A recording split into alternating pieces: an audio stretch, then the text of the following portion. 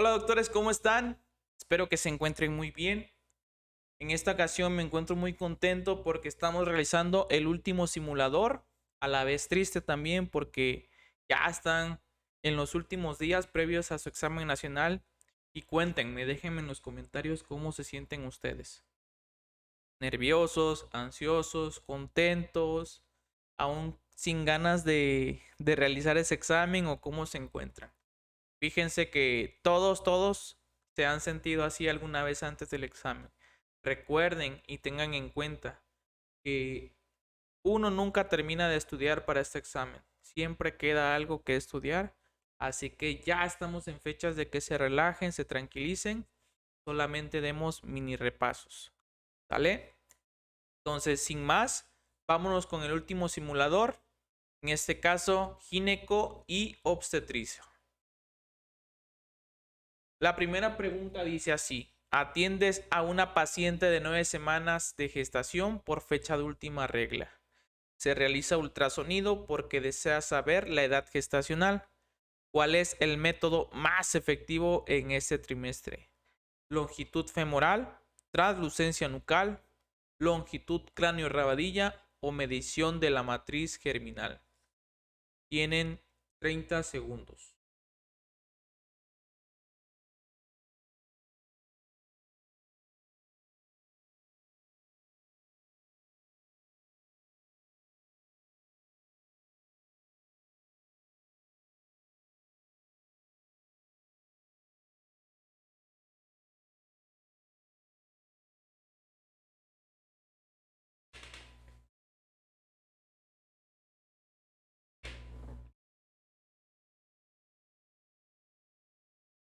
Ok, doctores, pregunta súper fácil. ¿Sale? Método más efectivo para calcular la edad gestacional en el primer trimestre de gestación va a ser la longitud cráneo-rabadilla. Pueden ver medición de la matriz germinal, pues eso se lo inventaron ustedes. No debería ser una opción. Translucencia nucal, por favor, dejen en los comentarios para qué sirve. Mujer de 24 años con un embarazo de 26 semanas de gestación. Acude a control prenatal. Es el estudio que usted debería solicitar. Urocultivo, biometría hemática, PUMS o medición de glucosa en ayuno. De todos estos, ¿cuál sería el más efectivo que debería tomar en este trimestre de gestación?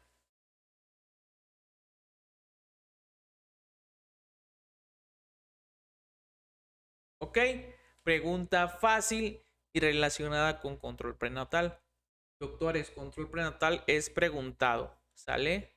Otras preguntas que les pueden hacer: ¿qué semanas se debe realizar el primer ultrasonido? ¿A qué semanas el segundo? ¿A qué semanas el tercero? ¿Qué más les pueden preguntar? ¿Cuántas consultas mínimas por la OMS y por la norma oficial mexicana? ¿Y hasta qué semana? Bueno, ¿a qué semana es la máxima para que se dé la primera consulta? Que es a las 8 semanas. Es una pregunta difícil. Eh, la dosis de ácido fólico, la dosis de hierro, que ahorita las vamos a ver en preguntas. Y pues recuerden los estudios complementarios que se le deben de realizar a las embarazadas en sus consultas prenatales. ¿Sale? Entonces, en esta consulta en la semana 26, incluso a la 28, lo más recomendable es que le hagamos una medición de glucosa en ayuno, ¿vale? O medición de glucosa. ¿Esto para qué? Para determinar que la paciente no tenga diabetes gestacional, ¿sale? Cuando es antes de la semana 14, nosotros descartamos diabetes pregestacional. Entonces, doctores, por favor, dejen en los comentarios cómo se diagnostica la diabetes gestacional, cuáles son los dos métodos, que es la curva de tolerancia, con cuánto se da primero y si sale alterado, con qué resultado, con cuántos gramos de glucosa se da la segunda prueba. Y por favor, el método de Carpenter, que es el que más pregunta, ¿vale? Entonces, hay otra clasificación por ahí en la cual clasifican la diabetes gestacional. Si ustedes se la saben, por favor dejen ahí en los comentarios cuál es esa clasificación y cuál es el tratamiento de elección en las pacientes con diabetes gestacional y en caso de que este tratamiento no funcione o haya falla, cuál es el siguiente tratamiento farmacológico. Entonces creo que son preguntas que les pueden hacer. Control prenatal básico y pues la medición de glucosa en ayuno es la respuesta correcta aquí. Como les decía, dosis de ácido fólico recomendada para evitar efectos del tubo neural. Ojo aquí, ojo, chequen lo que les preguntan.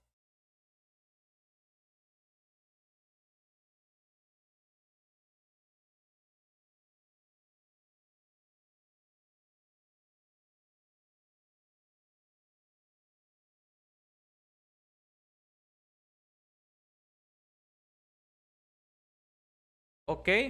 Entonces, recuerden, la dosis de ácido fólico recomendada en todas las pacientes, si ustedes se dieron cuenta, aquí solamente les preguntan la dosis normal, ¿sale? No les están diciendo que la paciente tiene algún antecedente de embarazo con defecto del tubo neural, así que váyanse a la dosis estándar, 0.4 o 400 microgramos día, ¿sale? Y por favor dejen en los comentarios la dosis cuando se tiene algún defecto del tubo neural en un embarazo previo. Por favor. Preguntas fáciles, ¿sale? Que deben de tener de cajón todos ustedes. Fármaco de elección en una paciente embarazada con 16 semanas que actualmente tiene vaginosis bacteriana, clindamicina, metronidazol, cefotaxima o nistatina. Ojo, cervicovaginitis preguntada en examen nacional. En cualquiera de los exámenes te tiene que venir cervicovaginitis.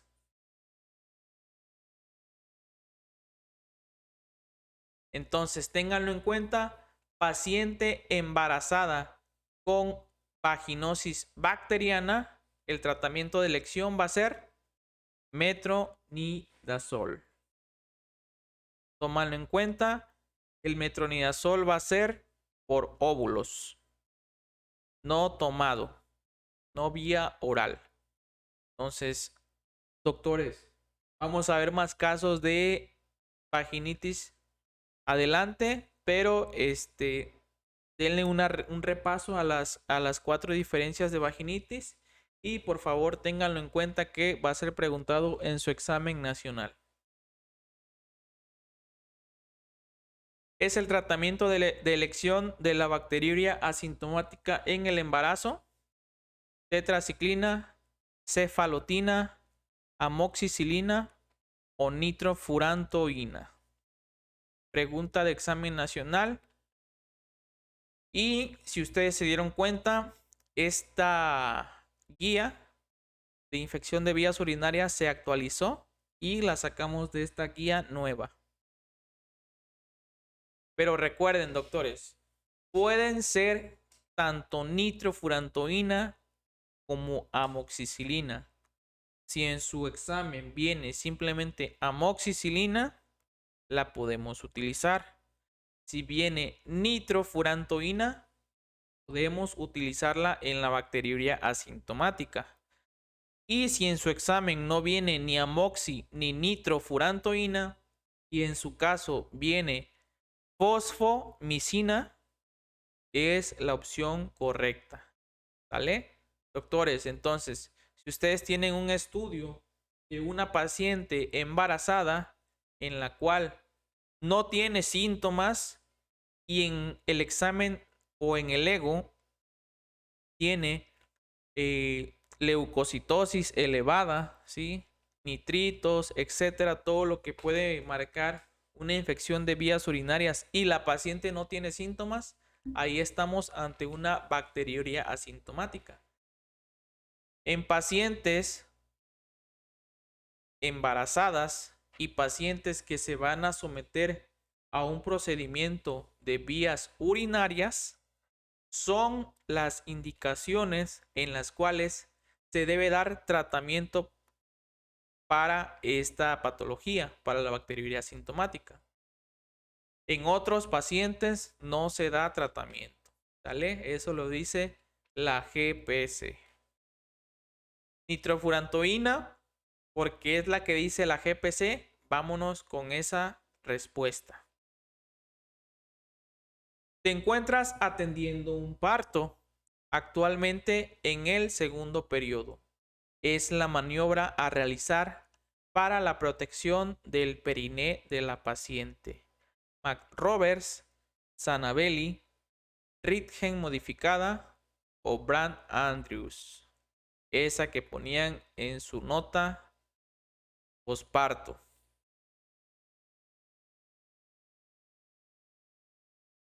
Ok, antes de eso, por favor, apréndanse en qué consiste el primer periodo del trabajo de parto, el segundo periodo y el tercer periodo.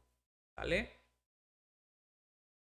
Entonces, maniobra a realizar para la protección del periné, va a ser la maniobra de Ritgen modificada.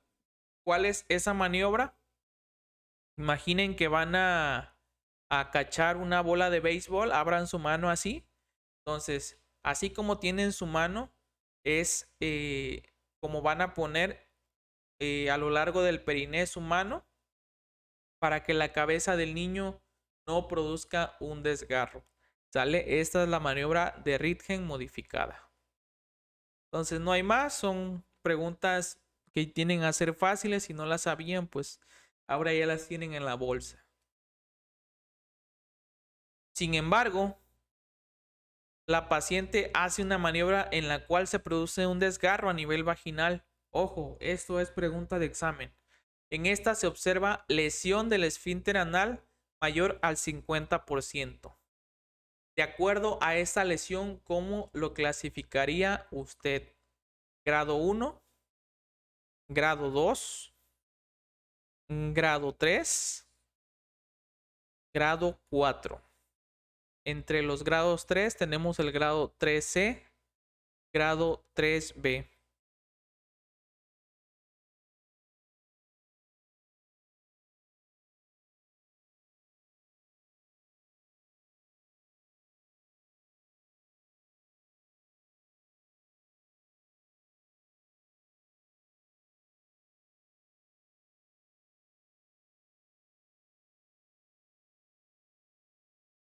Ok, doctores, pregunta de examen nacional. Vean esta tabla de las lesiones o desgarros a nivel perineal y vean cómo se clasifica de acuerdo a la lesión. Si es el grado 1, el grado 2 y el grado aquí, cuando se observa lesión del esfínter anal menor al 50%, es un grado A. Pero cuando hay una lesión mayor al 50%, como es nuestro caso clínico, tenemos un grado 3B. ¿Sale? Entonces, posteriormente sigue el grado 3C y el grado 4, que ya hay un desgarro a nivel de que llega hasta el esfínter anal, incluso lo rompe. ¿Sale? Entonces es el grado más exagerado o el más catastrófico. ¿Sale? Que la complicación principal puede llegar a ser incontinencia fecal. Cuidado ahí. Factor hormonal relacionado a la involución uterina posparto. ¿Sale? Esta hormona ayuda a la involución uterina después del parto. Prolactina, dopamina, oxitocina o cabergolina.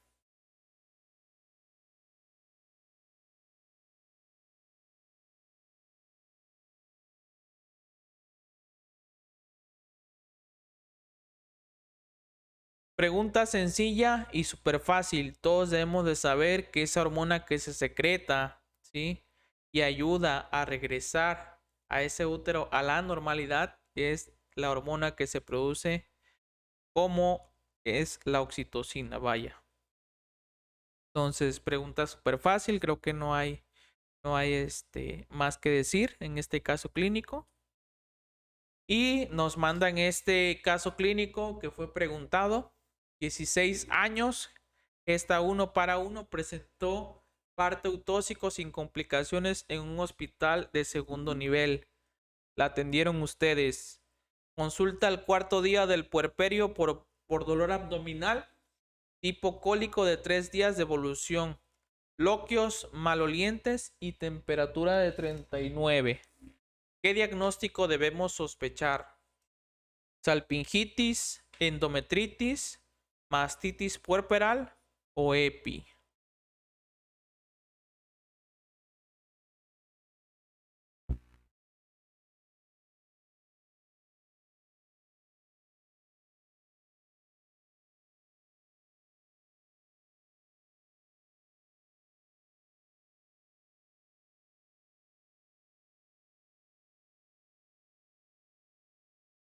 Ok, doctores, en este caso clínico vamos a ver los datos característicos.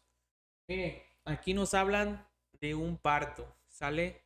Primera regla, si nos hablan de un parto, pues hay que irnos a las enfermedades que se dan en el puerperio. Si ustedes ya ven, aquí nos están hablando de puerperio. Entonces, una EPI, pues no tiende a ser una enfermedad del puerperio. Una mastitis puerperal, pues todavía, ¿no? Pero salpingitis, endometritis y mastitis puerperal van a ser las opciones en las que nos vamos a enfocar. ¿Sale? Entonces, EPI las eliminamos. Entonces, aquí nos dice que no hay secreción, no hay dolor anexial, etcétera, etcétera. ¿Sale? Todo eso que tiene la EPI. Entonces, vámonos por las enfermedades del puerperio. Una salpingitis, pues como que no hay datos así que nos digan que hay dolor acá a nivel de las salpinges, vaya. Y muy clásico, doctores, la mastitis puerperal. Aquí nos dice, y recuerden por favor, cuando nos hablen de mastitis, pues se van a referir simplemente a la mama, ¿sale? No tiene nada que ver la mastitis con un dolor abdominal de tipo cólico de evolución y con loquios malolientes, ¿sale? Entonces, la causa más común de infección de loquios y de temperatura va a ser una endometritis, ¿sale? Váyanse por eso. Entonces recuerden que la mastitis es esa inflamación vaya del pecho de la madre, ya sea de manera infecciosa, que es lo más común por Staphylococcus aureus, ¿sale? Y la complicación más frecuente va a ser el absceso ahí a nivel del seno materno. Entonces, espero que les haya quedado claro. La endometritis va a ser lo más frecuente. Entonces le puse aquí la EPI para que se llegaran a confundir, pero no es la respuesta correcta. Más adelante vamos a ver un caso de EPI y cómo se relaciona a otras cosas. ¿Vale? Causa más frecuente de hemorragia posparto. Pregunta de regalo para todos ustedes por ser el día del residente. ¿Por qué? Porque sé que ustedes van a ser los próximos residentes. ¿Vale? Yo sé. Entonces recuerden, doctores, si alguno de ustedes que está viendo este video tiene la fortuna y yo sé que van a ser los próximos residentes, por favor, está abierta la invitación para todos ustedes para que den las nuevas clases de acuerdo a su especialidad, ya sea cirugía, ya sea gineco, ya sea pediatría, lo que ustedes gusten, aquí van a tener las puertas abiertas. ¿Sale? Entonces, causa más frecuente de hemorragia posparto, CID, acretismo placentario, atonía uterina o DPPNI. Ojo, hemorragia posparto, ¿sale? Vamos a dejar fuera acretismo placentario o DPPNI. Entonces, todos sabemos que la causa más frecuente de hemorragia posparto va a ser la atonía uterina. ¿Vale? Entonces, no hay más que decir. Pues CID es una de las complicaciones también de las 4T y corresponde a tono, tejido, trombina también es una de las causas y se me fue la última. Sale, pero por favor recuérdenmela en los comentarios. Entonces recuerden las 4Ts: tono, tejido, trauma y trombina. ¿Vale? Entonces son las 4T para que las recuerden. Donde tono es la más frecuente y atonía uterina es su causa. Otra de las preguntas de examen nacional: femenino, 23 años, actualmente bajo tratamiento con anticonceptivos orales combinados como método de planificación familiar. ¿Cuál es el principal y más importante mecanismo de acción por el cual estos fármacos impiden el embarazo? Son espermicidas, impiden la fecundación, realizan anovulación o espesan el moco cervical.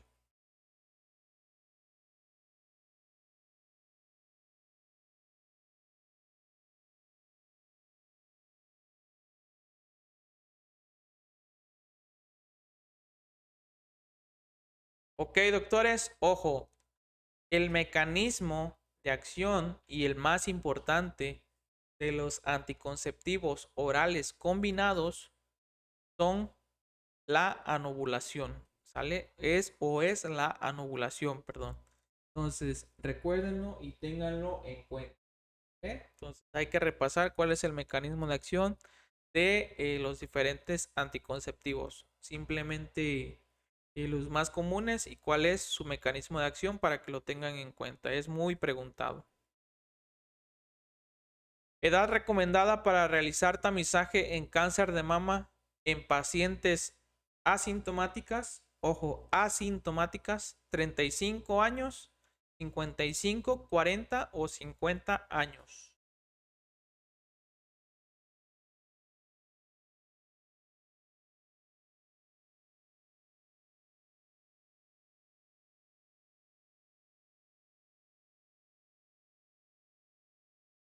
Ojo médicos, aquí la pregunta va enfocada a las pacientes, ahora sí que no tienen síntomas. El tamizaje común y normal en toda paciente con 40 años. Vaya, esa es la respuesta correcta. Y así nos los dice. La indicación de mastografía, ¿sale?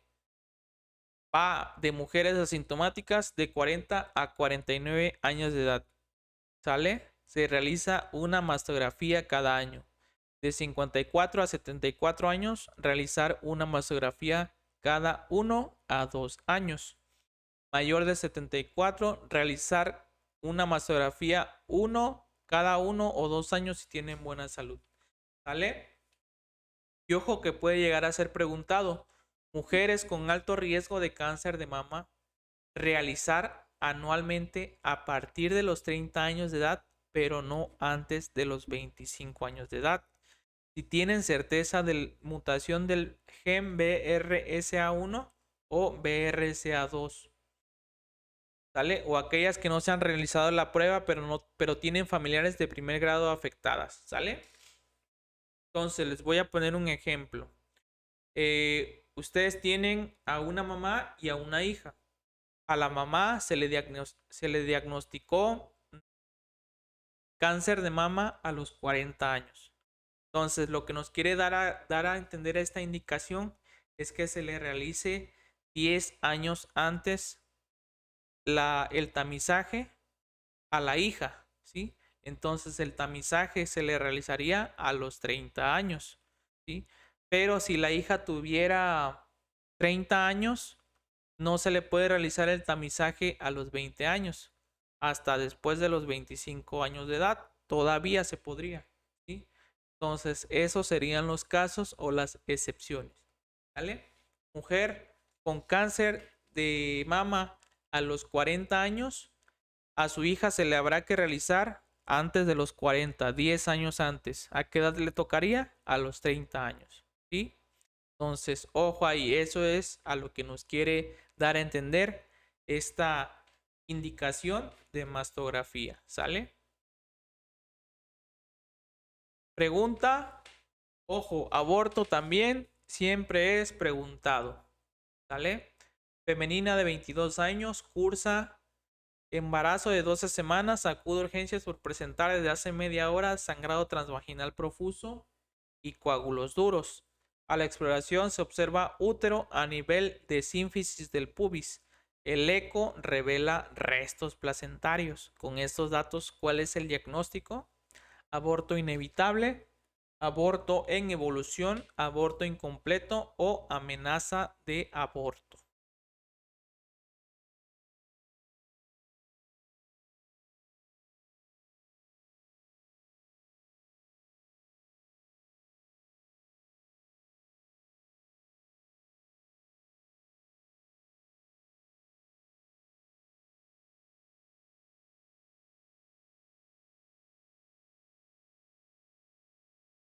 Ok, doctores, facilísimo, ¿sale? Facilísimo.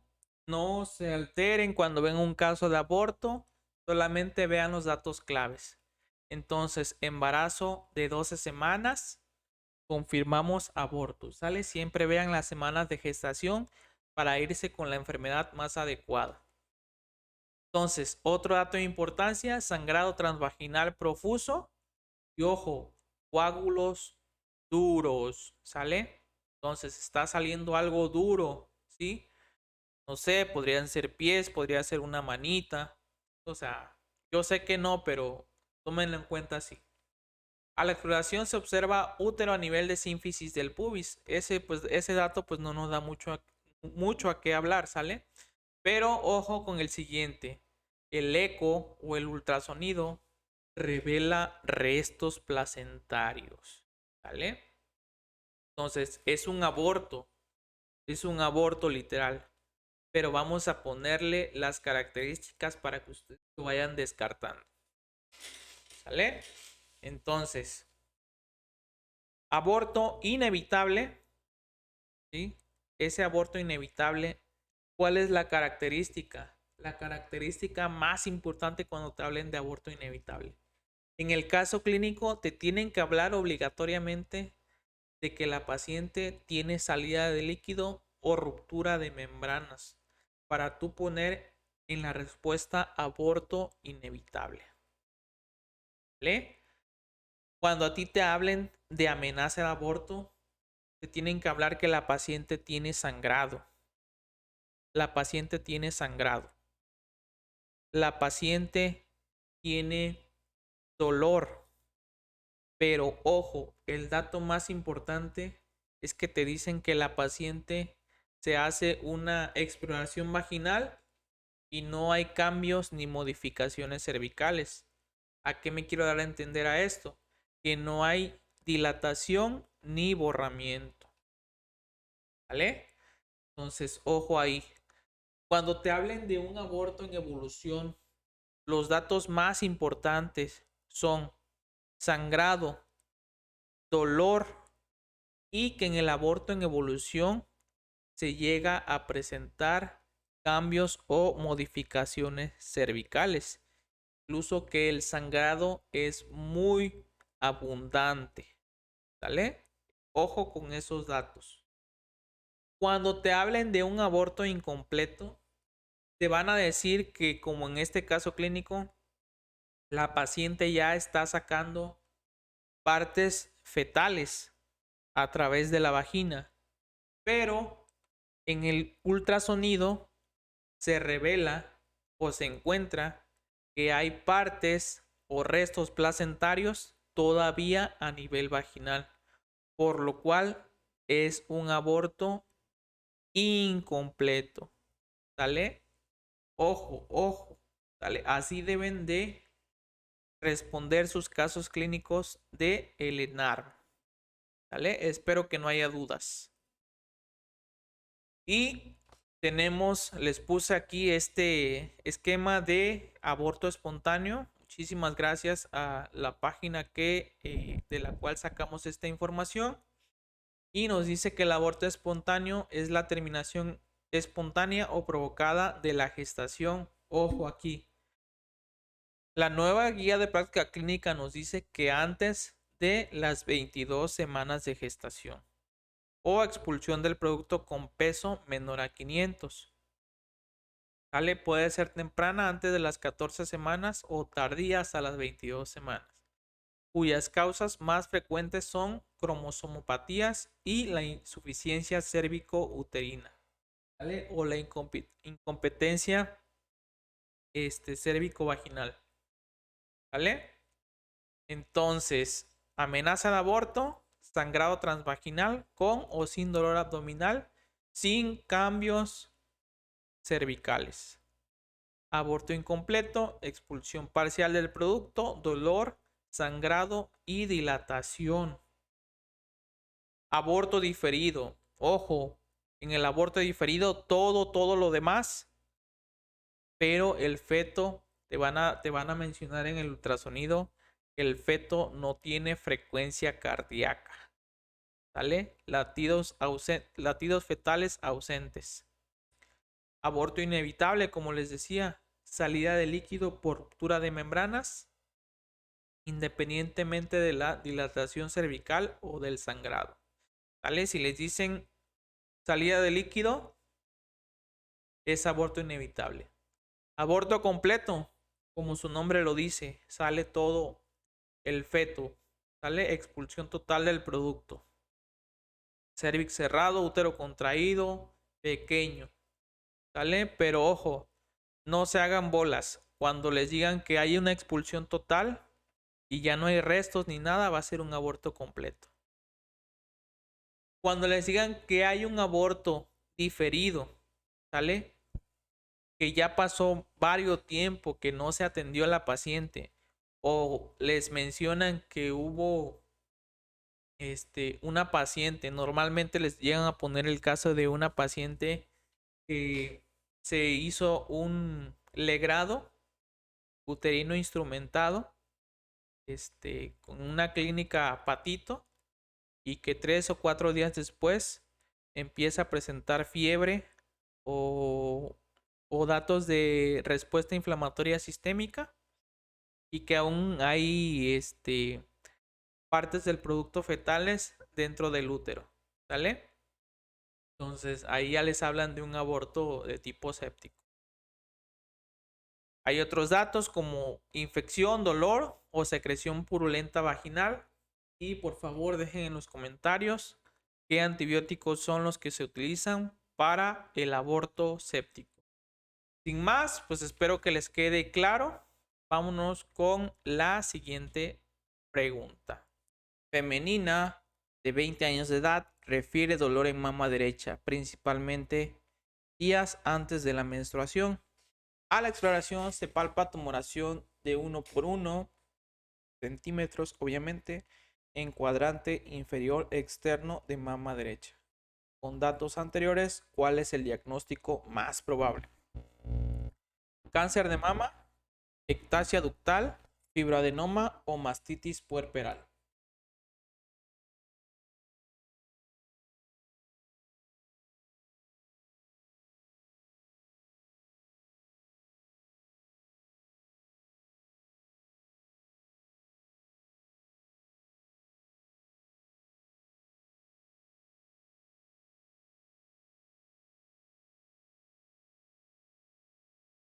Ok, entonces tenemos que entender primero las edades, ¿sale? ¿A qué edad se presenta más frecuente el cáncer de mama? Ustedes ya saben a qué edad y a qué edad empezamos a realizar el tamizaje, ¿vale? Entonces, cuando nos hablen de una femenina normalmente de edad en adolescencia,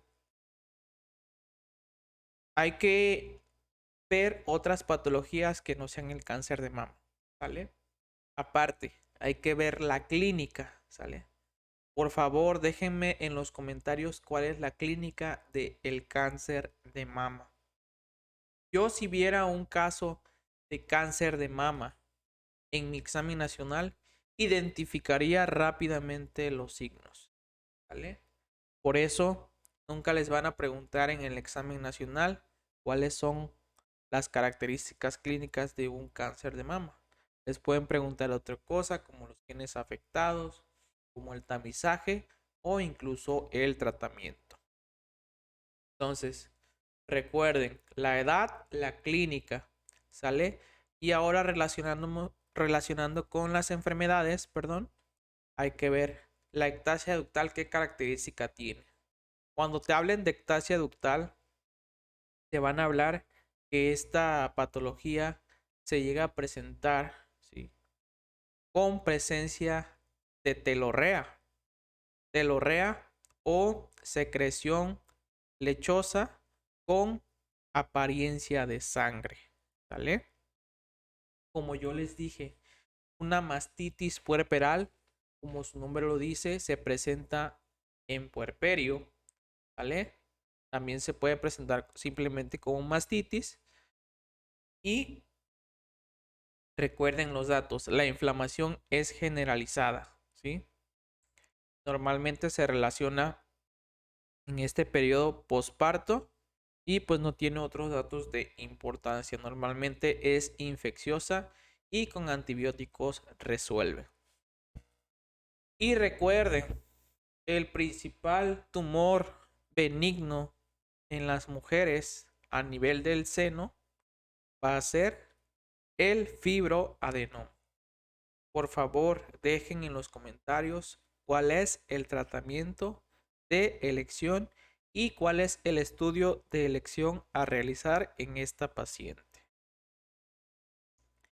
La siguiente pregunta dice así: factor que aumenta la progresión de miomas uterinos: FSH, LH, progestágenos o estrógenos.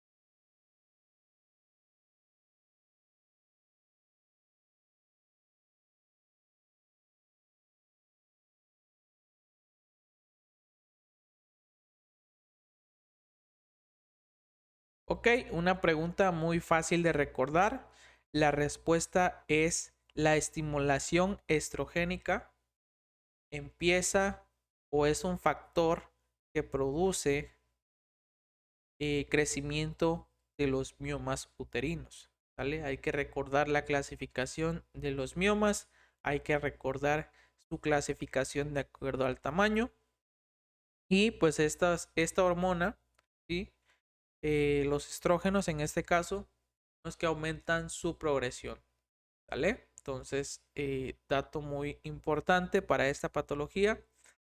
Y los tratamientos de elección. Recuerden que antes de un tratamiento quirúrgico también podemos utilizar análogos de la GnRH, como el danazol, para reducir su tamaño. Entonces, ojo ahí. Por favor, esto es una nueva pregunta. Me gustaría que ustedes dejaran en los comentarios cuál es el diagnóstico más probable que pueden encontrar en este paciente. ¿Cuáles son las dos entidades que podemos encontrar de esta enfermedad? Su cariotipo de las dos enfermedades, las particularidades de las dos enfermedades. ¿Cómo se le llama a esta imagen en ultrasonido? ¿Cuál es el tratamiento de elección en pacientes con paridad satisfecha? ¿Cuál es el tratamiento de elección en pacientes sin paridad satisfecha? ¿Y cuál es el cáncer que más se relaciona a esta enfermedad y su tratamiento? Ojo, también fue pregunta de examen nacional. Fue pregunta de examen nacional en el caso del cáncer, ¿qué se debe de hacer después de la evacuación?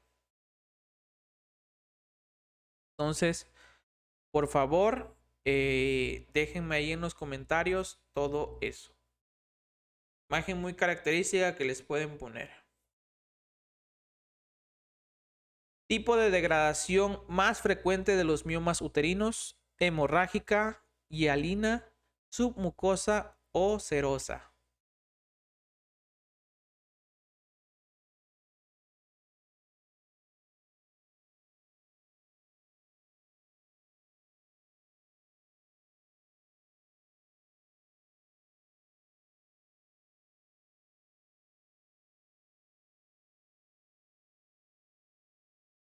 Ok, pregunta igual con bajo nivel de dificultad. Recuerden que el tipo de degradación más frecuente de los miomas uterinos, pregunta de examen nacional, así como la ven de fácil, es la degeneración o degradación hialina. ¿Sale? ¿Cuál es la degradación en el embarazo? También, por favor, déjenla en los comentarios. Ojo aquí, en México es el agente más frecuente de enfermedad pélvica inflamatoria, o como todos la conocen, EPI.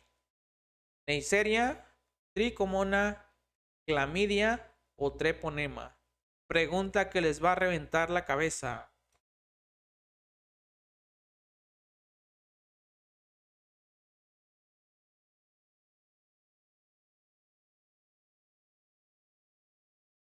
Ok, vamos a ver la respuesta. Y como ustedes saben, la respuesta va a ser la clamidia trachomatis. Ya sé, ya los escucho. No, doctor, pero EPI para Lenar, Neisseria, EPI. Yo lo sé. EPI o clamidia, ¿qué dice la GPC? Un estudio realizado. Antes de esto, me gustaría decirles que en realidad la etiología de la EPI es polimicrobiana. Y así lo dice la GPC. ¿Sí? Un estudio realizado en la población mexicana no fue consistente con la etiología reportada en la literatura internacional, el cual reportó proporción de infección polimicrobiana y no identificó Neisseria gonorrhoeae en pacientes con enfermedad inflamatoria pélvica demostrada. Lo que nos dicen es que si se cuenta con la epidemiología de la población a dirigir el tratamiento en forma específica. En el caso contrario, se deberá considerar el manejo empírico de acuerdo a lo reportado en la literatura internacional. ¿Vale? ¿Qué nos da a entender eso? Que lo reportado fue infección polimicrobiana, pero no nos podemos quedar con eso. En caso de que llegara a venir en su examen nacional polimicrobiano, sería una respuesta adecuada.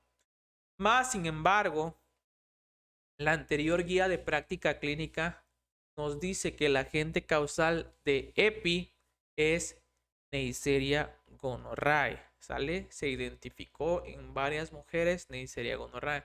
Sin embargo, esta nueva guía nos dice que no se identificó Neisseria, por lo cual Clamidia trachomatis va a ser el agente causal más frecuente. ¿Sale? Ojo, ojo y ojo con lo que les voy a decir. Yo creo que no los van a poner en esta situación, ¿sí? En esta situación tan embarrante, tan difícil, ¿verdad? Están tan estresados y que les pongan EPI, Neisseria o gonorrea. Doctores, si les viene simplemente Neisseria, Neisseria va a ser la opción. Si les viene clamidia, clamidia va a ser la opción. ¿Sale? Entonces no se peleen con el examen. La opción que les venga, si les viene polimicrobiana y no les viene ninguna de las dos, ni Neisseria ni clamidia, esa es la opción. ¿Sale? No se peleen con el examen. Lean primero qué es lo que les preguntan. En caso de que les vinieran tricomona, treponema, otro agente, clamidófila, y les pusieran clamidia, pues vamos a poner clamidia, ¿sale? Si les pusieran tricomona, clamidófila, treponema y Neisseria, y no viene clamidia, Neisseria, así de simple, ¿vale? Femenino de 36 años acude a urgencias después de realizar ejercicio en una alberca. ella refiere haber presentado leve traumatismo abdominal. Posteriormente presenta sangrado indoloro y rutilante. ¿Cuál es el diagnóstico más probable? Ojo, doctores, hemorragias en el embarazo, se las van a preguntar. TPPNI, parto pretérmino, pasa previa o placenta previa.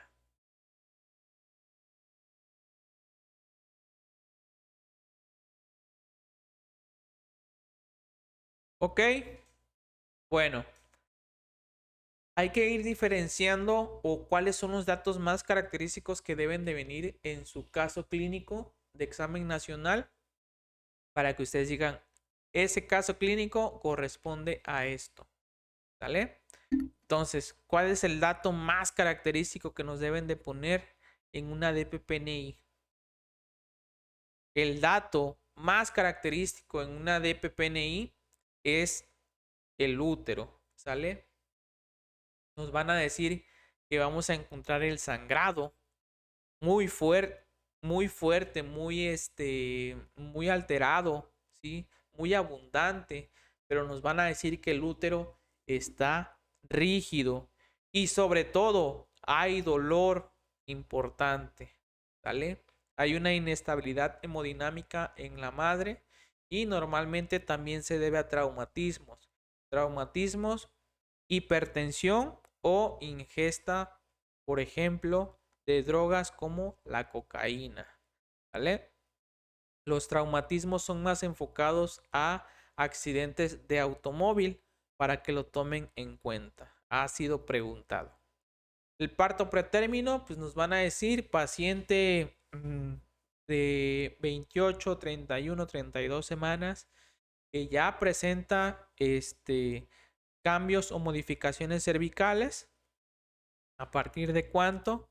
Nosotros podemos decir que hay amenaza de parto pretérmino y a partir de cuánto nosotros decimos que hay un parto pretérmino. ¿Vale? Entonces aquí ni siquiera hay modificaciones cervicales como para pensar en eso. Hay que enfocarnos y hay que leer bien las preguntas. Basa previa. Para que ustedes identifiquen un caso clínico de basa previa, les tienen que decir en el caso clínico que hay un antecedente, ya sea inducido o ya sea natural, ¿sí? O fisiológico, más bien así decirlo, de ruptura de membranas, ¿vale? Ya sea que esté en su casa, esté en sala de parto o pues algún adscrito haya mandado al interno a romper membranas, ¿verdad?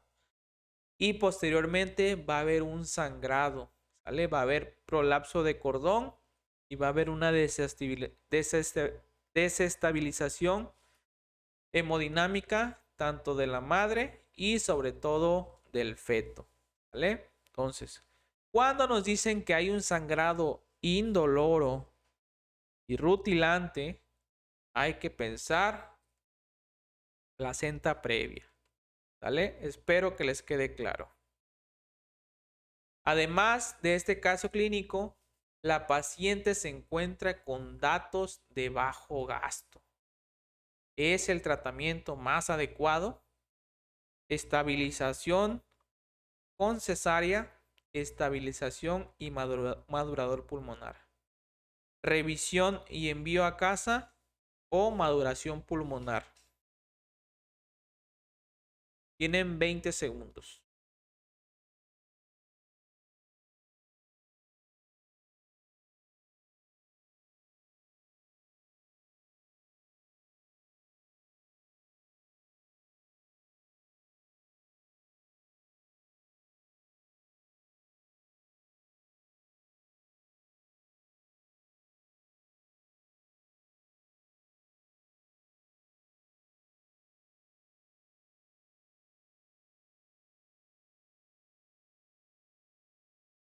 Ok, doctores, un caso un poco confuso, pero miren, la paciente está sangrando y además se encuentra con datos de bajo gasto, o sea que está con tendencia a la hipotensión o incluso puede llegar a estar hipotensa, como se entiende en el caso clínico.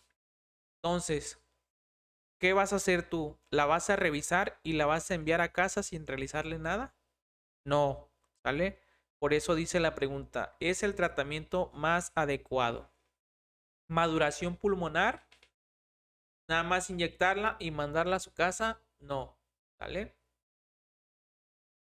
¿Estabilización y madurador pulmonar? Exactamente, puede llegar a ser una pregunta, es una opción válida. Pero como la paciente está sangrando y se encuentra con datos de bajo gasto, como la hipotensión, en este caso, lo más adecuado y también de acuerdo a las semanas de gestación, ¿sí?, es que se estabilice y se realice una cesárea después de la estabilización. Ojo, doctores, cuando les pongan a una paciente con sangrado en su examen nacional, primero traten de encontrar la opción de estabilizar, ¿sale?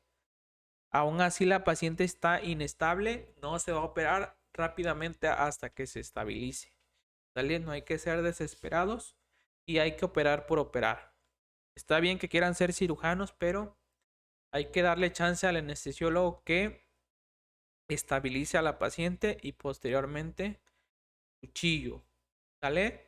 Entonces, el tratamiento más adecuado es estabilizarla y de acuerdo a las 36 semanas ya podemos realizar una cesárea. Ya es menos el riesgo de que presente un síndrome de distrés respiratorio. Entonces, paciente con cesárea, con placenta previa que está sangrando y ya cumple más de 36 o 37 semanas, como la preeclampsia, hay que hacer cesárea o hay que terminar ese embarazo. Si la paciente tuviera 32 semanas y el sangrado se llegara a controlar, ¿sí?, lo más adecuado es estabilización, hospitalización y madurador pulmonar más ingreso a piso de ginecología, ¿vale? Para que lo tengan en cuenta. En diabetes gestacional se considera la meta en ayuno. Ojo, doctores, ya les puse algunos datos de diabetes gestacional. Me gustaría que también dejaran cuáles son las metas a la hora, a las 2 horas y en ayuno.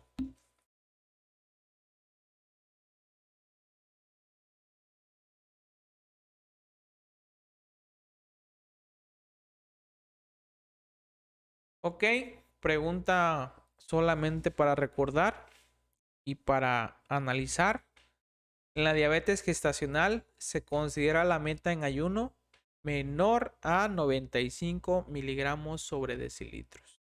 Ojo, fue preguntado una vez cuál es la meta de hemoglobina glucosilada. Ok, la siguiente pregunta dice así: paciente embarazada, 10 semanas de gestación, tiene antecedente de haber presentado dolor y sangrado transvaginal hace 2 semanas. Actualmente asintomática, se realiza USG que reporta presencia de embrión con ausencia de latido cardíaco. ¿Cuál es el diagnóstico? Aborto inevitable, aborto en evolución, aborto diferido o amenaza de aborto. 15 segundos.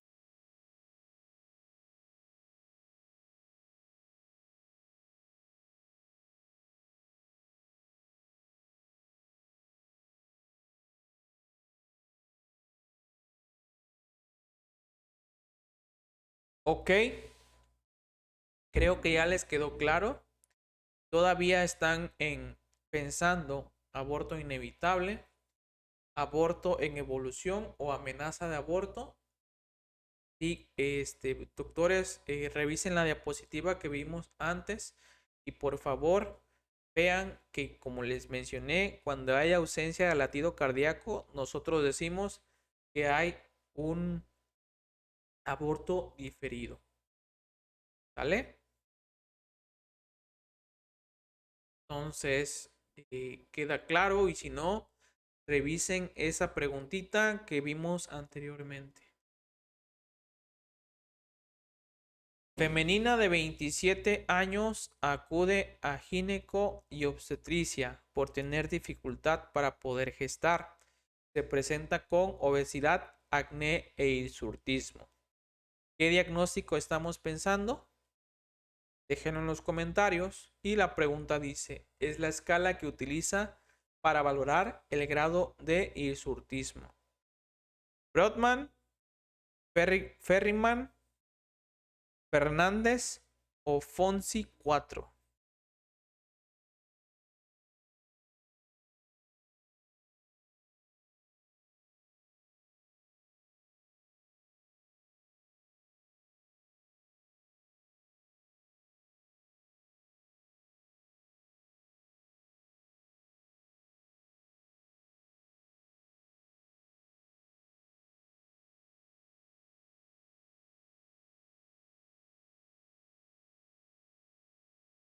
Ok, doctores, entonces hay que ver que la escala que se utiliza para valorar el grado de hirsutismo en estas pacientes es la escala de Ferryman-Gallwey. ¿Sale? Otro dato muy importante de la GPC que deben de tomar en cuenta. En este mismo caso es la hormona que encontramos alterada en esta entidad. Recuerden que estamos hablando de ovario poliquístico o síndrome de ovario poliquístico.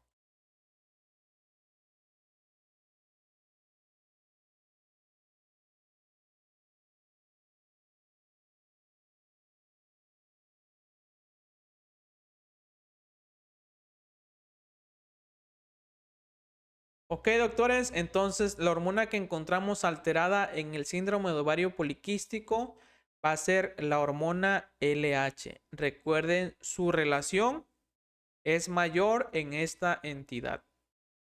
Que revisar la GPC de guía de práctica clínica, todas estas preguntas las sacamos de ahí. Tratamiento de elección en la candidiasis vaginal en el embarazo. Miconazol, clotrimazol, metronidazol o nistatina.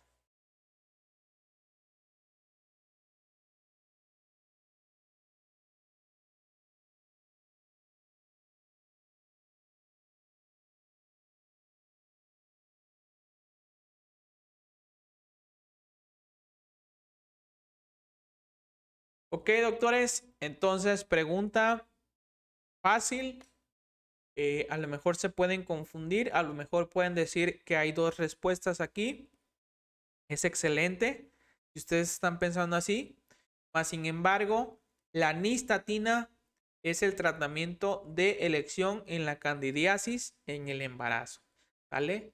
Clotrimazol también podría ser utilizado, más sin embargo, nistatina, de acuerdo a su precio. Ojo, también tiene que influir eso. Los medicamentos más baratos o los que pueda conseguir el sector salud van a ser los tratamientos de primera elección. Así que nistatina es un medicamento barato en forma de óvulos que podemos utilizar para la candidiasis.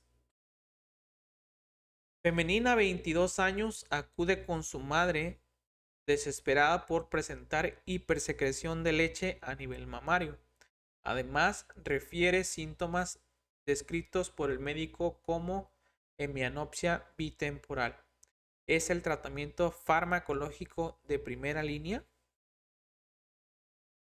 Danazol, cabergolina, leuprolide o medroxiprogesterona.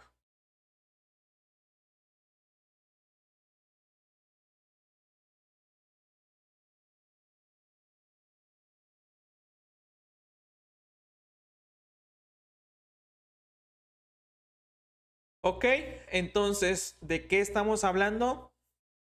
Excelente. Yo sabía que ya sabían la respuesta. La respuesta es de un prolactinoma. Entonces, este prolactinoma le está produciendo una hipersecreción a nivel mamario o una galactorrea, ¿vale? Además, le dice al médico que ella presenta síntomas, por lo cual el médico determina que está presentando una hemianopsia bitemporal. Entonces, el tratamiento farmacológico en prolactinoma es cabergolina, ¿sale? La cabergolina o la bromocriptina son los tratamientos de primera línea. Sin embargo, cabergolina es el que ha venido. Es pregunta seriada, es la hormona que encontramos alterada. FSH, PRL, GNRH o LH. Recuerden que les vienen preguntas seriadas en el examen nacional.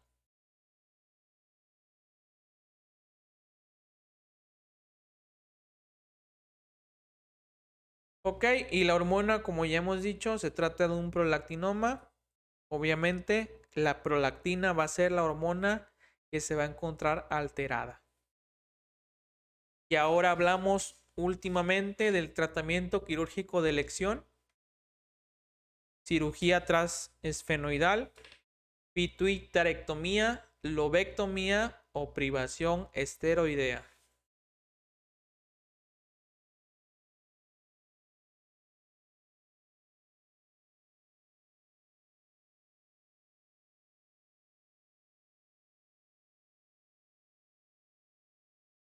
Ok, doctores, si ustedes observaron o son muy observadores, dice el tratamiento quirúrgico de elección, cirugía transesfenoidal es el tratamiento quirúrgico casi en la mayoría de los tumores hipoficiarios. Ojo, tratamiento quirúrgico. Ya lo hemos visto, tratamiento de elección para mastitis postparto, meloxicam, amoxicilina, gentamicina o dicloxacilina.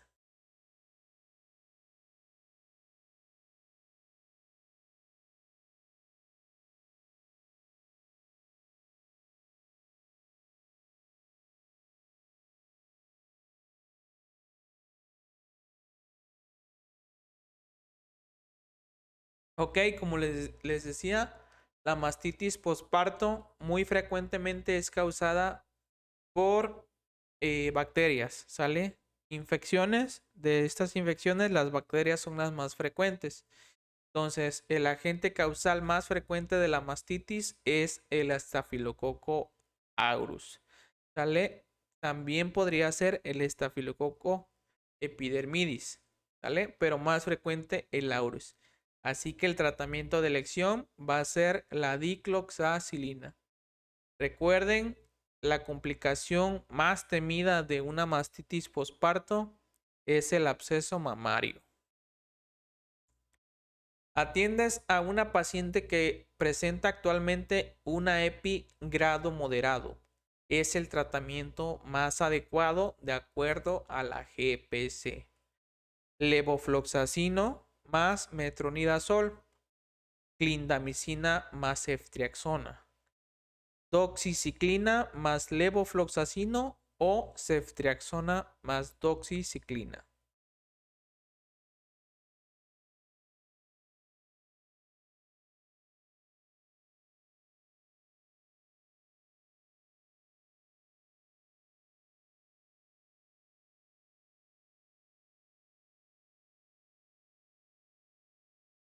Ok, entonces, doctores, estamos hablando de una enfermedad pélvica inflamatoria. Antes de que se me llegue a pasar y no se los comenté, deben de recordar y por favor déjenme en los comentarios cuál es el agente causal de una EPI en pacientes portadoras de DIU y cuál es el tratamiento. Entonces, ya pasando a este caso clínico nuevamente, hay que clasificar a la EPI. Se clasifica en leve, moderada y severa. Vaya. Entonces, una EPI leve va a ser todos los síntomas clínicos de la EPI, pero no se presenta masa anexial. En la moderada vamos a tener una EPI con masa anexial Y en la EPI severa o grave vamos a tener esta masa anexial rota, ¿sale? Así que así clasifican. Y el tratamiento en una EPI moderada, ¿sale? Va a ser levofloxacino más metronidazol. En una EPI de leve a moderada, este es el tratamiento de elección. Es la afección que determina el pronóstico en cáncer de mama. Número de nódulos, positividad a estrógenos, afección de cadenas ganglionares o antecedente de lesión premaligna. Una pregunta de conocimiento.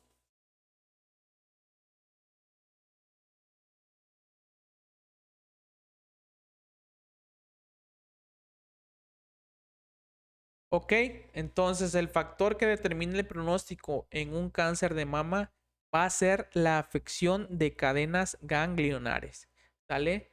Esto es lo que determina el pronóstico en cáncer de mama. Como les repito, pregunta de conocimiento, revísenla y en GPC viene esto. En una paciente embarazada es la dosis de hierro que se administra, 20 a 40 miligramos día, 30 a 60, 150 a 200 o 50 a 80 miligramos día, ¿sale?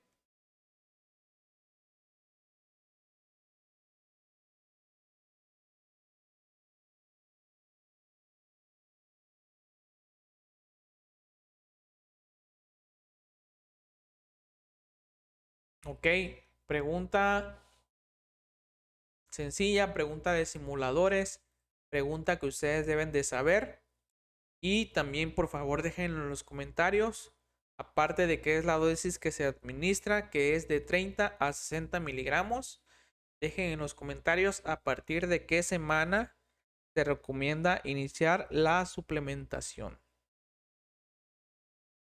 Femenina de 32 años de edad que acude a clínica de fertilidad, se realiza fecundación in vitro. Sin embargo, acude a urgencias por presentar clínica de embarazo ectópico. Se encuentra hemodinámicamente inestable. Menciona el tratamiento más adecuado en una paciente con paridad satisfecha. Inyección con cloruro de potasio, salpingectomía, salpingex o salpingostomía. Les dejaré otros 30 segundos.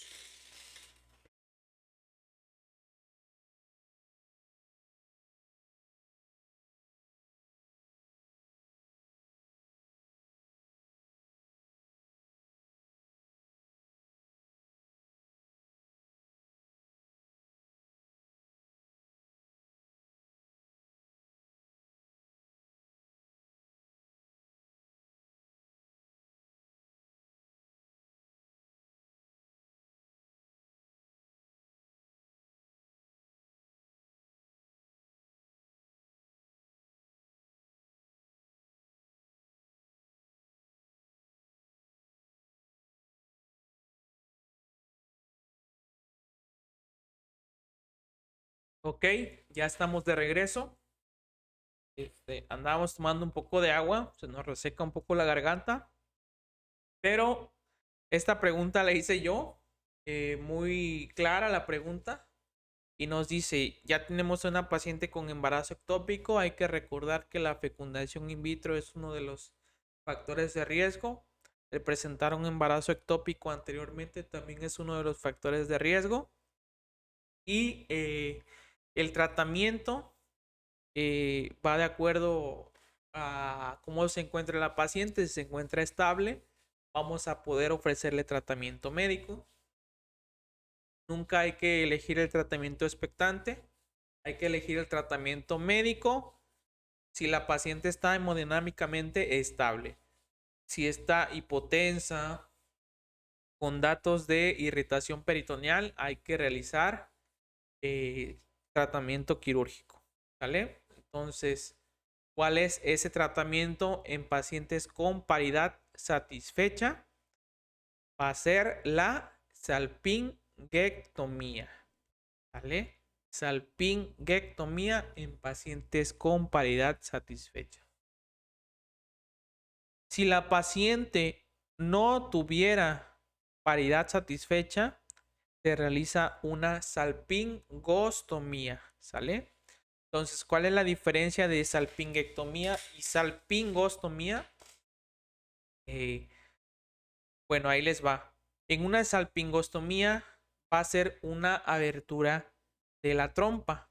¿Para qué? Para aspirar, para retirar ese embarazo ectópico y posteriormente volver a suturar y que sane esa trompa. En una salpingectomía va a ser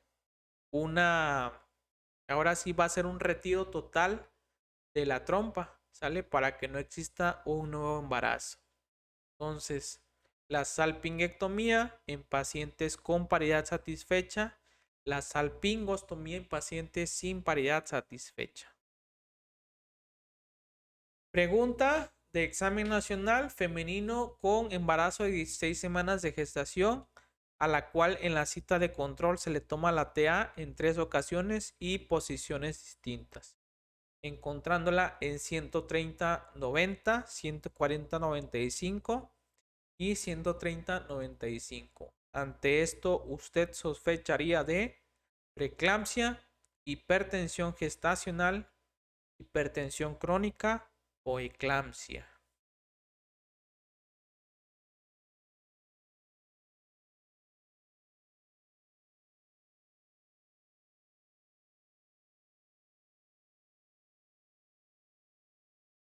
Ok, entonces femenino igual, 16 semanas de gestación. Ojo, cuando les pongan a una paciente embarazada, ¿vale? Hay que ver las semanas de gestación. ¿Por qué? Porque eso nos determina las enfermedades. Si ustedes ven a una paciente embarazada con presiones altas antes de la semana 20, o sea, semana 10, semana 8, semana 7, semana 15, con presiones mayores a 140/90, o sea, vamos a clasificarla como una hipertensa crónica, ¿sale? Ojo ahí, hipertensa crónica. O sea que tiene hipertensión antes de su embarazo, incluso que haya presentado hipertensión antes de su embarazo. Para clasificar a una paciente con hipertensión gestacional, son cifras mayores de 140/90 después de la semana 20 de gestación. Como en preeclampsia, sí, como en preeclampsia. Pero ojo, en preeclampsia también tenemos esas cifras, 140/90 después de la semana 20. El único objetivo o la única diferencia para diferenciar preeclampsia de hipertensión gestacional va a ser la proteinuria, ¿vale? La proteinuria. Ustedes tienen proteinuria positiva bueno, ahí les va. Si ustedes tienen una presión de 140/90 en una embarazada después de la semana 20, más proteinuria, vamos a tener preeclampsia. Si ustedes tienen una embarazada mayor a 20 semanas con presión mayor a 140/90 sin proteinuria, es una hipertensión gestacional. Si ustedes tienen una paciente embarazada menor a 20 semanas, vamos a considerarla como hipertensión crónica. Y en toda paciente que tenga más de 20 semanas, pues ahora sí que el diagnóstico de preeclampsia, pero tiene signos y datos de alarma como convulsiones, vamos a clasificarla como eclampsia. ¿Vale? Entonces, aquí el diagnóstico es hipertensión crónica.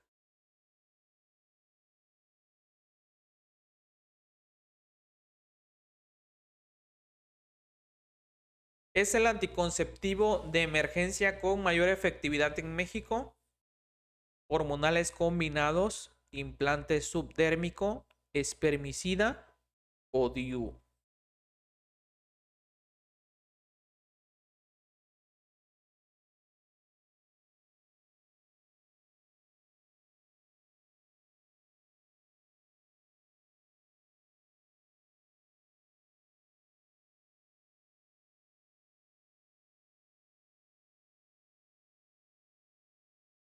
Ok, entonces el anticonceptivo de emergencia con mayor efectividad en México va a ser el dispositivo intrauterino. ¿Sale? Para que lo tengan en cuenta. Tratamiento de elección para el linfogranuloma venéreo. A mí me vino esta pregunta, pero me vino con toda la clínica del linfogranuloma y me pusieron el tratamiento. La verdad no me la supe en ese momento, pero pues yo se las pongo. ¿Vale? Me vino así literal. Tratamiento de elección, me vino una clínica y me vino cuál era el diagnóstico y cuál era el tratamiento. Entonces, tratamiento de elección en LGV o linfogranuloma venéreo va a ser la doxiciclina. ¿Sale? Doxiciclina es el tratamiento de elección. Preguntas típicas. ¿Sale? También hay preguntas de ginecología. Femenino de 17 años, la cual acude a consulta por ausencia de periodos menstruales. A la exploración se encuentra cráneo normocéfalo, cuello alado, epicanto y talla de 1,38.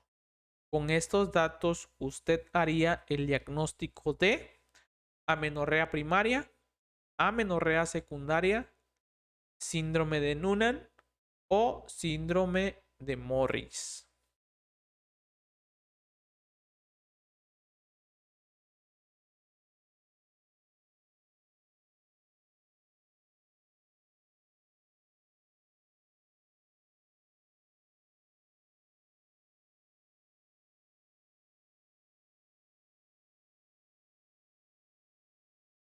Ok, ojo, cuando nos hablen de amenorrea, ¿sale? Hay que pensar en las principales causas. Hay que ver si es una amenorrea primaria o una amenorrea secundaria. Cuando nos hablen de amenorrea primaria, hay que pensar en esas enfermedades genéticas. Cuando nos hablen de amenorrea secundaria, hay que pensar principalmente en el embarazo.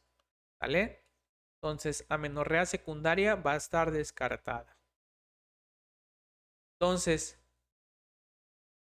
usted, de acuerdo a los datos que se encuentran aquí, ¿cuál es el diagnóstico más frecuente que tú puedes asociar con esos datos? Un síndrome de Turner, ¿sale? Entonces, un síndrome de Noonan no es característico con este cuadro clínico. Un síndrome de Morris tampoco es frecuente aquí con todos los datos. Incluso en un síndrome de Morris podemos ver literal a una mujer, fenotipo mujer, más sin embargo presenta genitales de un hombre, aunque no los presente físicamente. O sea, ¿a qué me refiero? Que ella puede tener pues vagina, pero tiene como un tipo criptorquidia. Puede llegar a presentar cariotípicamente pues es hombre, pero fenotípicamente es mujer, ¿sale? Entonces para que no lo revuelva más. Y síndrome de Noonan, pues como les dije, no es característico de esta enfermedad. El cráneo normocéfalo, cuello alado, Pterygium coli, epicanto y talla baja, ¿sale? Son datos característicos de síndrome de Turner o una amenorrea primaria, ¿sale? Causa más frecuente de amenorrea primaria, pues ya les regalé la respuesta, es el síndrome de Turner. Es el estrógeno aumentado en el síndrome de ovario poliquístico, estradiol, estrona, estrógeno S2 o FSH.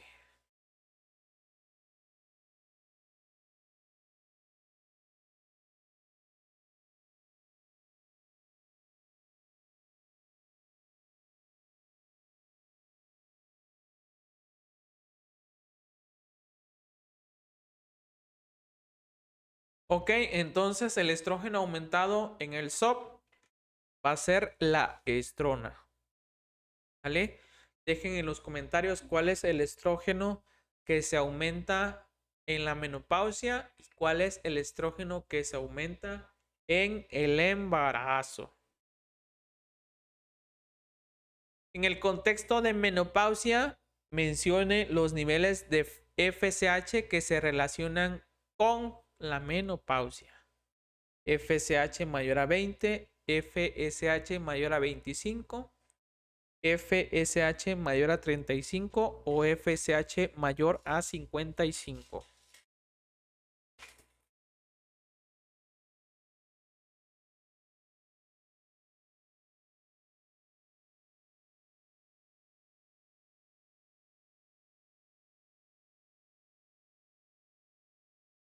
Ok, habrá que recordar que niveles mayores a 25 son diagnósticos de menopausia. ¿Vale? Entonces, para que lo tengan en cuenta, FSH mayor a 25 son característicos de menopausia.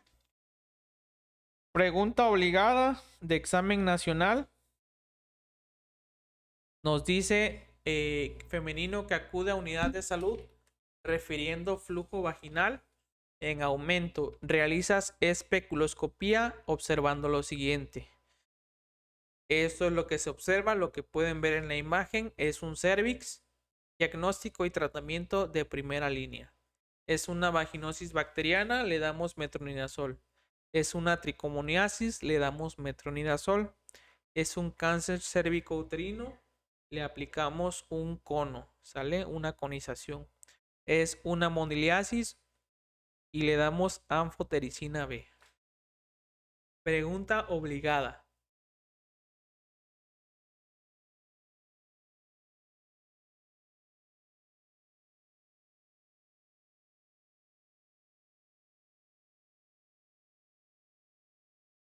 Ok, como les digo, pregunta obligada. Cuello o cervix en fresa, característico de tricomoniasis. El tratamiento de elección va a ser metronidazol y como es una enfermedad de transmisión sexual, le tenemos que dar tratamiento a la pareja también. Esta fue de mi examen nacional. Lo mismo, diagnóstico y tratamiento de primera línea es un cuello, vaginosis bacteriana, metronidazol, tricomoniasis, metronidazol, CACU cono o candidiasis nistatina.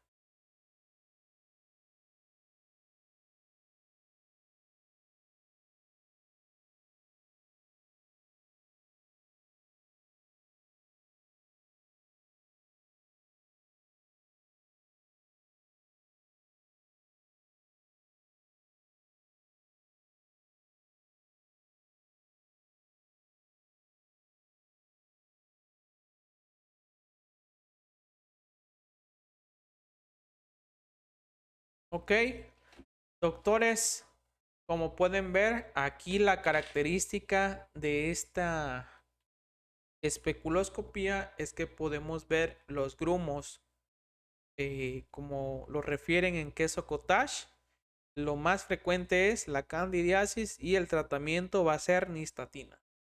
Entonces recuerden las características, recuerden también la característica de la vaginosis bacteriana y el cuello en fresa característico de tricomoniasis. El flujo aquí característico de candidiasis y en una clamidiasis o enfermedad por clamidia, pues recuerden las características clínicas.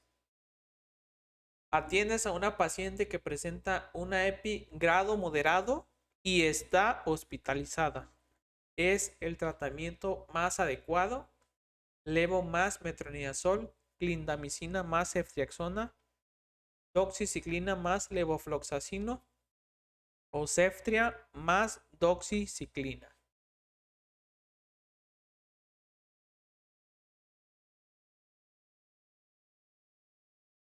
Ojo aquí, pudimos ver el caso clínico anterior. Si ustedes se dieron cuenta, ¿qué es lo que cambia? Es una EPI grado moderado. Sí, obviamente, el tratamiento es levo más metronidazol. Pero ojo, está hospitalizada.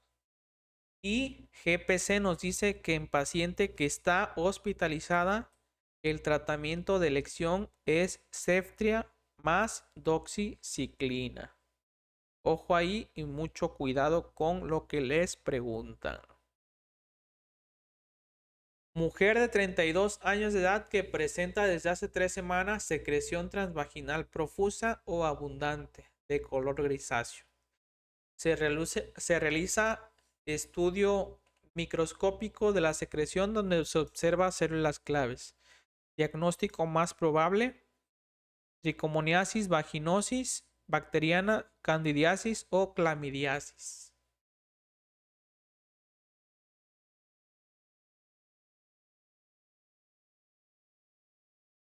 Ojo aquí, muy característico. Apréndanse todas cuando les hablen de células claves y de este flujo transvaginal profuso y de color grisáceo blanquecino. Hay que sospechar de una vaginosis bacteriana.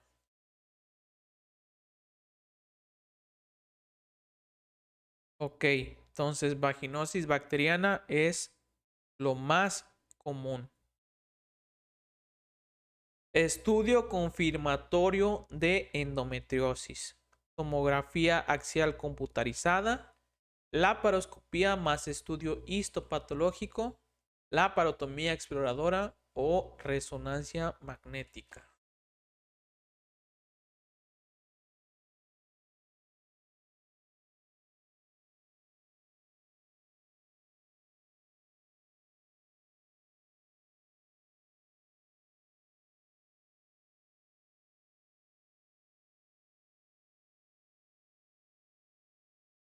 Ok, entonces estudio confirmatorio de endometriosis, como lo dice la GPC, va a ser una laparoscopía. El laparoscopio con, obviamente, un estudio histopatológico va a ser un diagnóstico confirmatorio de endometriosis. Ok, doctores, continuando con la siguiente pregunta, va enfocada a una pregunta abierta. Es de su conocimiento de ustedes contestarla y describir las maniobras de Leopold en los comentarios, así también la estática fecal y ver cuál es la situación, ¿vale? ¿Qué representa la situación? ¿Qué significa situación? ¿Qué significa presentación? ¿Qué significa actitud? ¿Qué significa posición? Por favor, déjenla en los comentarios. Entonces, si quieren nada más, comentamos lo que es la situación, déjenla en los comentarios y las maniobras de Leopold y solo lo que describe cada una. Entonces, les doy 2 minutos.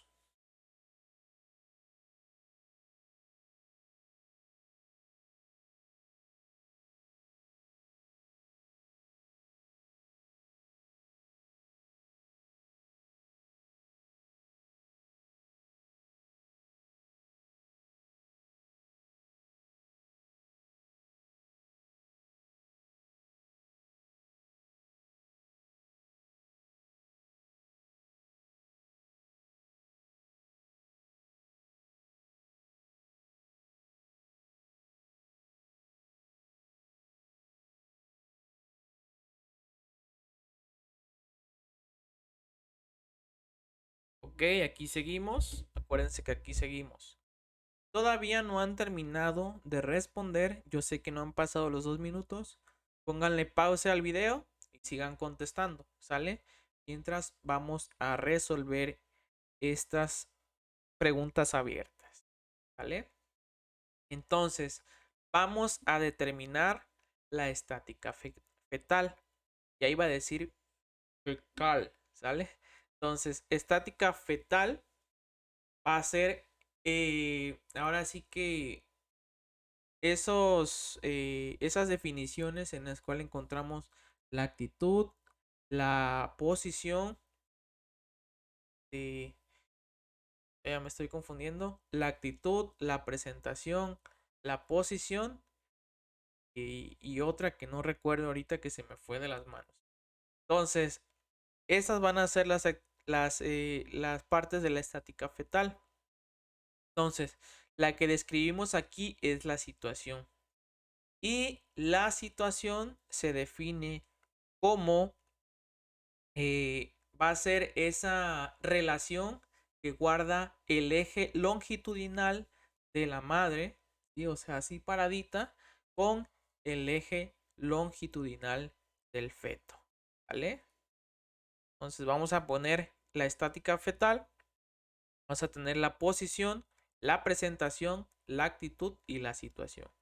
Entonces la relación entre el eje longitudinal de la madre y del feto va a ser de acuerdo a esa relación que está guardando, ¿verdad? La madre con el fetito. Entonces, si ustedes ven, bueno, vaya, el eje que va a guardar la madre, pues va a ser un eje longitudinal. Entonces, si el feto también guarda ese eje, como lo están viendo en la flechita verde, vamos a determinarlo como una situación longitudinal. Ahora, si tiene esta situación de manera horizontal, vamos a decir que es una situación transversa, ¿vale? Si tenemos una situación oblicua, vamos a tener un grado de angulación de este bebé, ¿vale? Entonces, la actitud se define como la relación que existe entre las partes fetales entre sí, ¿vale? Entonces, esto nos habla de la flexión de este feto. La posición, pues solamente nos da la orientación de la presentación respecto a la pelvis materna. Si está anterior, posterior, izquierda o derecha. Y ya de acuerdo a la presentación, va a ser esa parte del feto que descansa directamente sobre la pelvis y que también produce el trabajo de parto. Entonces tenemos que ver que esta presentación va a ser cefálica o podálica. Estas son las definiciones de la situación. Entonces vamos a ver las maniobras de Leopold. Como ustedes saben, son 4 y son pregunta de examen nacional. Sí, como se los digo, son pregunta de examen nacional. Vamos a ver que la primera es la medición del fondo uterino. La número 2, correcto, la posición. La número 3, la presentación. Y la número 4, el grado de encajamiento. ¿Sale? Recuerden, maniobras de Leopold preguntado. Fue preguntado en mi examen nacional. Entonces, espero que les haya quedado claro. Pónganle pausa si necesitan escribir las definiciones porque les pueden preguntar qué es la posición y tienen que poner en su opción correcta la verdadera. Ahora, otra de las preguntas, mencione los planos de Hodge.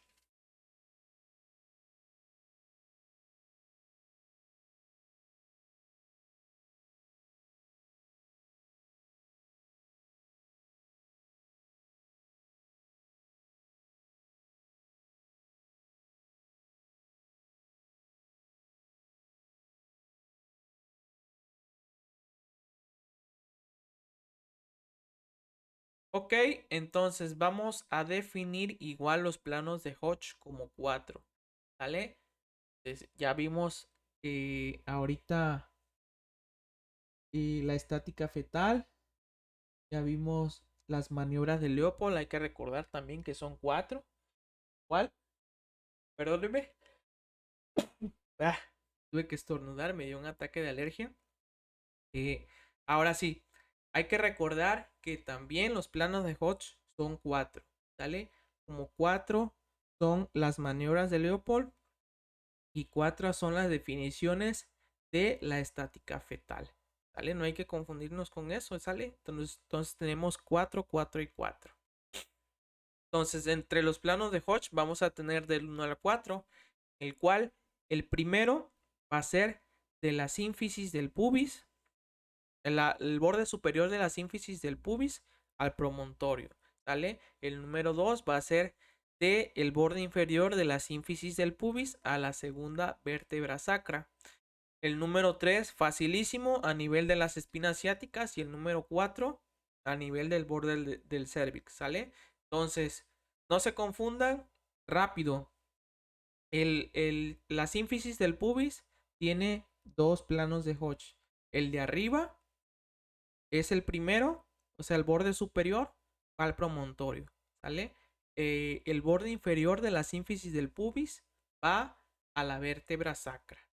Número 3 va a las espinas ciáticas y el 4 al borde del cérvix, ¿sale? Ya nada más para recordar, cuando se encuentra en el plano 1 se encuentra libre este bebé, en el número 2 se encuentra fijo, en el número 3 es cuando decimos que la cabeza del bebé está encajada, el número 4 ya está encajado y por salir, ¿sale? Entonces espero que no quede dudas, que les haya resolvido esta duda.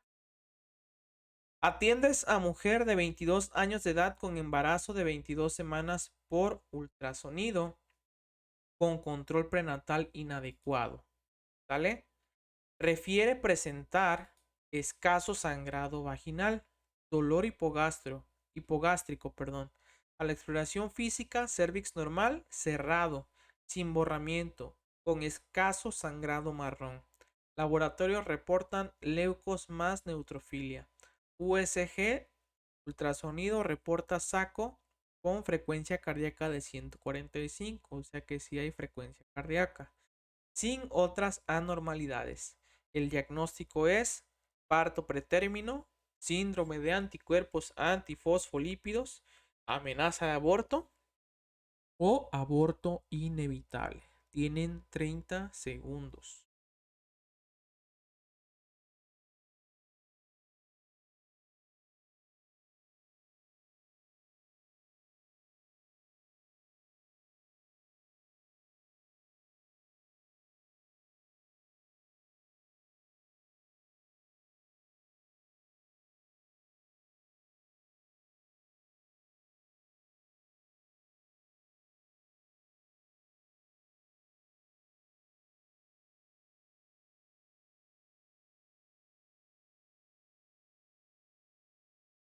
Ok, entonces como ya vimos anteriormente, la clasificación del aborto, yo creo que ya con esto ustedes tienen. Sale embarazo de 22 semanas, todavía se considera aborto, recuérdenlo, con control prenatal inadecuado. Refiere escaso sangrado transvaginal, dolor hipogástrico, ¿sale? Ojo, cervix normal, cerrado, no modificaciones cervicales, sin borramiento, solamente sangrado y dolor hipogástrico, ¿vale? Entonces son los datos muy importantes. Sangrado marrón, dolor hipogástrico, sin modificaciones cervicales. Laboratorios reportan leucomas neutrofilia, probablemente una infección de vías urinarias, no lo sabemos. Y el saco sin bueno, yo creo que con completo bienestar fetal, ¿sale? No hay ninguna alteración. No nos dice que hay frecuencia cardíaca, que es lo más importante, y sin otras anormalidades. Entonces no nos están hablando para parto pretérmino, de dilatación o borramiento, lo descartamos, de síndrome de anticuerpos antifosfolípidos, no nos dicen esos estados protrombóticos que debe tener la paciente como antecedente de ingesta de ácido acetil salicílico, ¿vale? O que la paciente presente lupus, o nos estén mencionando también aquí acerca de los anticuerpos. ¿Cuáles son los anticuerpos? Pónganlo en los comentarios. Para síndrome de anticuerpos antifosfolípidos, claro. Entonces, los anticuerpos son normalmente el anticuerpo anticardiolipina y el anticuerpo lúpico, que son los más importantes. ¿Sale? Entonces, para hablar de un aborto inevitable, recuerden, recuerden y recuerden, debe de haber ruptura de membrana, salida de líquido, para que estemos muy acertados para irnos por ese diagnóstico. Entonces la respuesta es amenaza de aborto, doctores. Espero que les haya quedado claro aborto porque es muy preguntado, ¿sale? Y no quiero que vayan a salir mal con esas preguntas. Tratamiento de elección en la menopausia que además disminuye el riesgo de osteoporosis. Calcitriol, alendronato, progestágenos o estrógenos conjugados.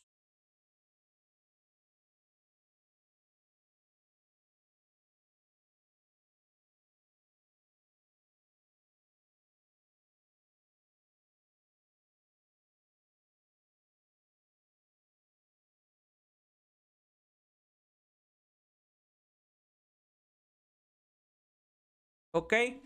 El tratamiento de elección en la menopausia, ¿sale? Que además disminuye el riesgo de osteoporosis, habrá que darle a las pacientes que tienen o están cursando con la menopausia estrógenos conjugados. Solamente que hay que recordar qué tipo de terapia le vamos a dar, si la terapia combinada o la terapia simple. Esto va a depender de si tienen útero o no lo tienen. ¿Vale? Pero en sí, esto nos ayuda a disminuir el riesgo de osteoporosis. ¿Vale? Entonces, dosis de alfa metil dopa, me habían dicho que fue muy preguntada. Fue preguntada en varios exámenes y hay que revisarla. 25 a 50, 250 a 500, 100 a 300 o 75 miligramos.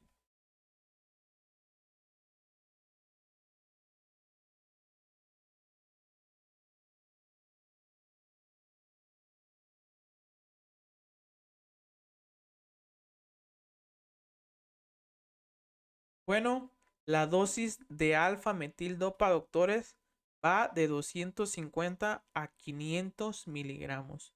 No lo olviden, ¿vale? Si le quitamos los ceros a esa dosis, o sea, a 250 y a 500 le quitamos un cero, nos quedamos con la dosis de la hidralacina, que también fue preguntada, ¿vale? Entonces, dosis de hidralacina 25 a 50 miligramos. Dosis de alfa metildopa 250 a 500. ¿Sale? Se los hago más facilísimo. Vacuna contraindicada en embarazo, influenza, SRP, TDPA o vacuna anti-COVID.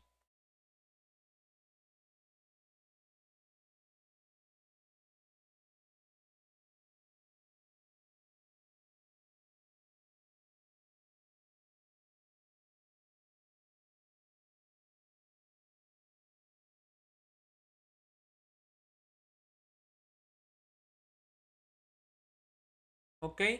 Recuerden que las vacunas contraindicadas en embarazo van a ser las vacunas que tengan virus vivos atenuados. ¿Vale? En esta tenemos la triple viral. Recuerden que influenza, TDPA y la vacuna anti-COVID o la vacuna para el COVID se aplica. ¿Sale? Triple viral por ningún motivo se aplica. Incluso la vacuna de varicela tampoco se llega a aplicar. Última pregunta, doctores. Creo que fue pregunta de examen nacional del año pasado. ¿Qué signo o qué imagen característica pueden encontrar en esta imagen? Describan a qué diagnóstico corresponde. Tienen 30 segundos.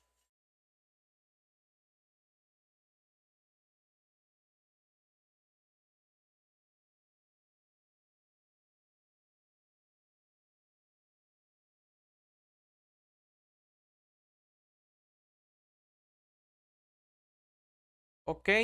Pregunta extra. Dejen en los comentarios qué es un embarazo heterotópico.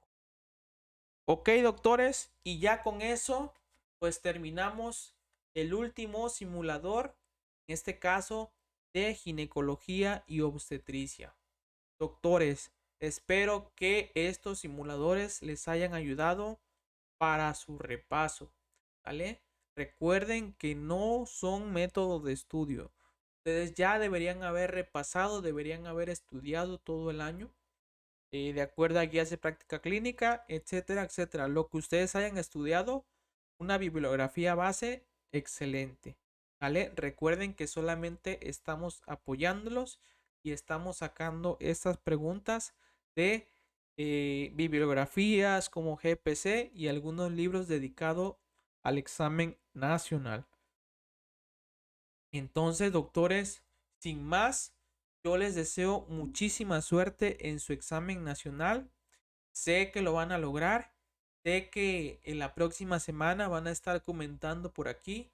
Muchísimas gracias, doctor. Sus videos me han servido de mucho. ¿Sale? Entonces, doctores, no hay límite. El único límite es el cielo. Yo sé que les va a ir muy bien. Y sin más, yo me despido, mis futuros residentes. Muchísimo éxito. Recuerden, no se pongan nerviosos. Y les voy a subir un video de tips y recomendaciones el día de mañana en este canal. Espero que les haya servido de mucho mi ayuda y nos vemos en su próximo hospital. Saludos a todos, suerte, descansen y cuídense mucho. Hasta luego.